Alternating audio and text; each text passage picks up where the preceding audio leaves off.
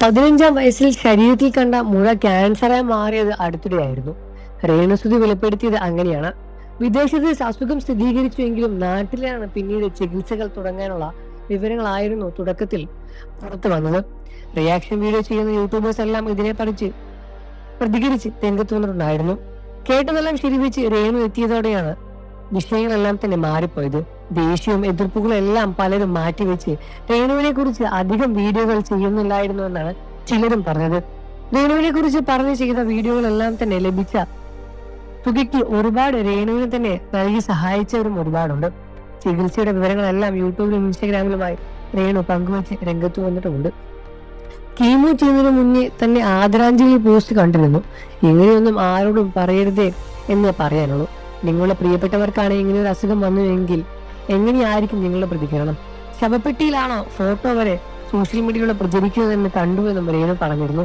ശാരീരികം മാത്രമേ തളർന്നിരുന്നു, മാനസികമായി താൻ ഇപ്പോഴും സ്ട്രോങ് ആണെന്നും രേണു പറയുന്നു.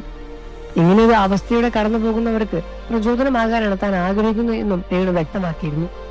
നേഴ്സിനായി ജോയിൻ ചെയ്ത ചേച്ചി ഇപ്പോൾ ലീവാണ്. മുഴുവൻ സമയം തന്റെ കൂടെ തന്നെ ആയിരുന്നു എന്നും രേണു പറഞ്ഞിരുന്നു.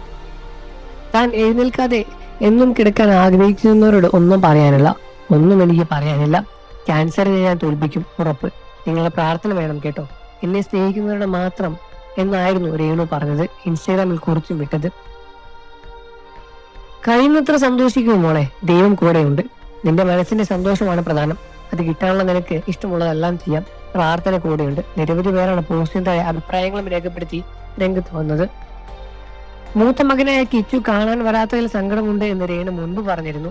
വിഷമത്തിലാണ് പറഞ്ഞുവെങ്കിലും വിഷമം തീർക്കാനായി പോകുന്നു എന്ന് കിച്ചു പറഞ്ഞ രംഗത്തും വന്നു.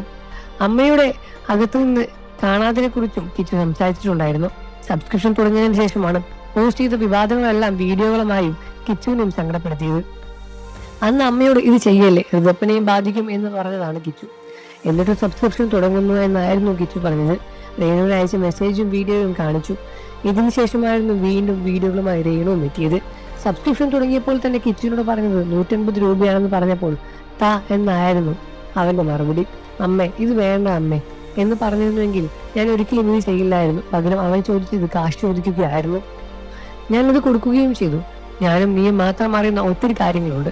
അത് എന്നെ കൊണ്ട് പറയിപ്പിക്കരുതേ എന്നും രേണു പറഞ്ഞു. ഈ വീഡിയോ വൈറലായി മാറിയിട്ടുണ്ടായിരുന്നു.